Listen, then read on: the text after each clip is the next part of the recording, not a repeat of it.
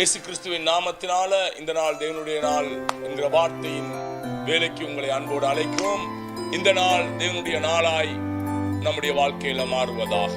இந்த நாள் கலாத்தியர் 2:2 முன்னிட்டு உங்களோடு பேச விரும்புகிறேன். பவுல் இப்படியாக சொல்லுகிறார், நான் இதுவரை ஓடினதும் இப்பொழுது ஓடிக்கொண்டிருக்கிற ஓட்டமும் வீணாய் போகாதபடிக்கு என்று அங்கே அவர் எழுதுகிறார். அன்பானவர்களே, இத்தனை நாட்களும் நீங்களும் நானும் ஜெபித்த ஜெபம், கர்த்தருக்காய் வாழ்ந்த வாழ்வு, இத்தனை நாட்கள் நீங்களும் நானும் மறைவில போராடின போராட்டங்கள், வெளியரங்கமாய் தேவன் பதில் கொடுக்கிற நேரம் பவுல் நிச்சயமாய் அறிந்திருந்தான், இதுவரை நான் ஓடினதும் இனி நான் ஓடப்போகிற ஓட்டமும் வீணாக போவது இல்லை என்று.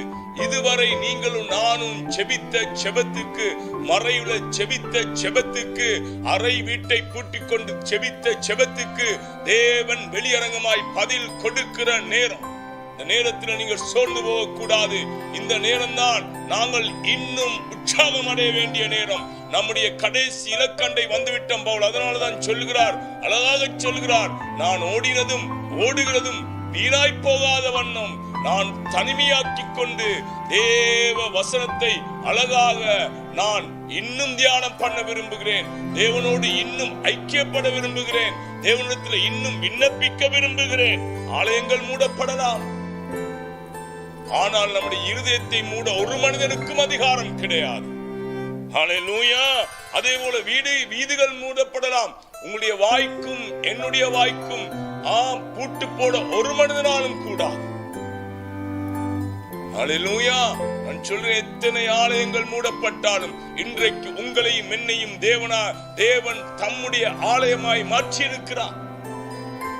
இந்த ஆலயத்திலிருந்து தேவனிடத்துக்கு, இந்த ஆலயமாக்கப்பட்ட நம்மிடத்திலிருந்து, நம்முடைய வாயிலிருந்து தேவனிடத்தில் விண்ணப்பங்கள் ஏறெடுக்கப்படும் பொழுது நான் நிச்சயமாக சொல்லுகிறேன், தேவன் இந்த விண்ணப்பத்துக்கு வெளியரங்கமாய் பதில் கொடுத்தே தீர்வார். பயப்படாதீர்கள். முந்தின ஆலயத்தின் மகிமை பார்க்கிலும் பிந்தின ஆலயத்தின் மகிமை பெரிதாயிருக்கும் என்று வேதம் சொல்லப்படுகிறது. அதே போல இந்த நம்முடைய ஆலயங்களிலிருந்து சத்தங்கள் எழும்பும் பொழுது வீதிகள் மூடப்பட்டது என்று உடைய வாயை யாரும் திறக்க வேண்டாம் என்று எந்த அரசாங்கமும் கட்டளையிடவில்லை. எல்லாரும் இந்த நாட்களில் நாங்கள் செய்ய வேண்டிய ஒரு காரியம், நம்மை தாழ்த்தி, நாம் ஆலயமாக்கப்பட்டிருக்கிறோம், நம்முடைய ஆலயத்திலிருந்து தேவனுக்கு துதியின் சத்தம் எழும்ப வேண்டும், தேவனிடத்தில் விண்ணப்பத்தின் சத்தம் எழும்ப வேண்டும். அறை வீட்டை பூட்டிக் கொண்டு நீங்களும் நானும் அறை வீட்டுக்குள்ள ஜெபிக்கிற ஜெபத்துக்கு தேவன் வெளியரங்கமாய் பதில் கொடுக்கிற நாட்கள் வெகு தூரத்தில் இல்ல. ஹல்லேலூயா. இலங்கை தேசத்தை விட்டு இந்த வைரஸ் அகன்று போக காலங்கள் இதோ கண் முன்பாக இருக்குது. இப்பொழுது நீங்கள் உங்கள் சிந்தையை சீராக்கிக் கொள்ளுங்கள், உங்கள் மனதை சீராக்கிக் கொள்ளுங்கள். நம்முடைய வாய்க்கு இதுவரை ஒருவரும் பூட்டு போட்டதில்லை. ஆனபடினால பயப்படாமல் தேவனை நோக்கி நீங்க விண்ணப்பம் செய்யுங்க. நிச்சயமாக சொல்லுகிறேன், இதுவரை நீங்கள் ஓடின ஓட்டம், இனி நீங்க ஓட போகிற ஓட்டம் மேன்மை உள்ளதாயிருக்கு. இதுவரை ஓடினதை காட்டிலும் இனிமேல் நீங்க ஓட போகிற ஓட்டம் மேன்மை உள்ளதாக இருக்க வேண்டுமாக இருந்தா நம்மை தேவன் அனுதினமும் கவனித்துக் கொண்டிருக்கிறார். அனுதினமும் தேவன் நம்மை பார்த்து கொண்டிருக்கிறார். இதுதான் நீங்களும் நானும் பந்தய பொருளை பெறுகிற வேலை. அன்பானவர்களே, தேவன் நமக்காக வைத்திருக்கிற வேலையை இந்த நாட்கள்ல நாங்கள் சோர்ந்து போகாமல், உலகத்தார பாருங்க, யாராவது ஒருவரும் சோர்ந்து போகாமல், ஆமிக்காரர், போலீஸ்காரர், நேவிக்காரர், ஏர்போர்ட் என்று எல்லோரும் தங்கள் காரியங்களை ராப்பகலாய் செய்கிறார்கள்.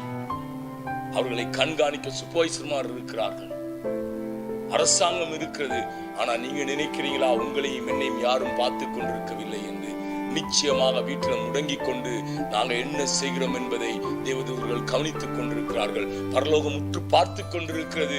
இந்த நேரத்தில் நம்முடைய பங்கை நாம் செய்யாமல் போயிடுவோமாக இருந்தால் நிச்சயமாய் சகோதரனே, சகோதரியே, உனக்கும் எனக்கும் பரிசு பொருளை கொடுப்பது யார்?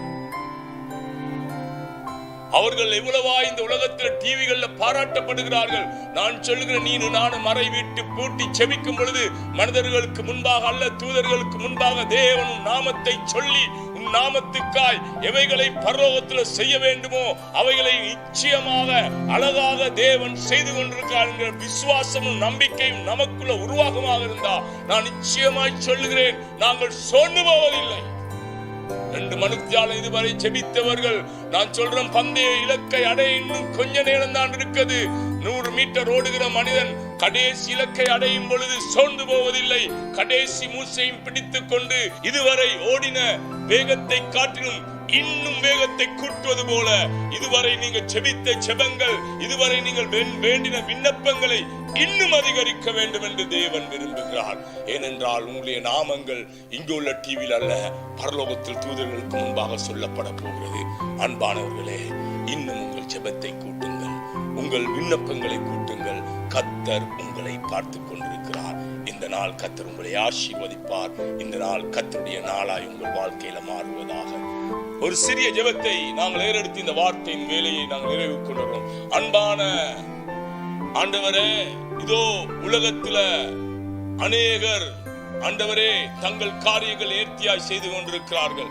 நாங்களும் நீர் எங்களுக்கு நியமித்த பங்கை சரிவர செய்ய இதுவரை நாங்கள் ஓடினதும் நீ ஓட போகிற ஓட்டமும் வீணாய் போகாதவன் எங்களுக்கு ஞானத்தை, புத்திய, அறிவை தந்தருள்வீராக. இயேசுவின் நாமத்தினால பிதாவே, ஆமென்.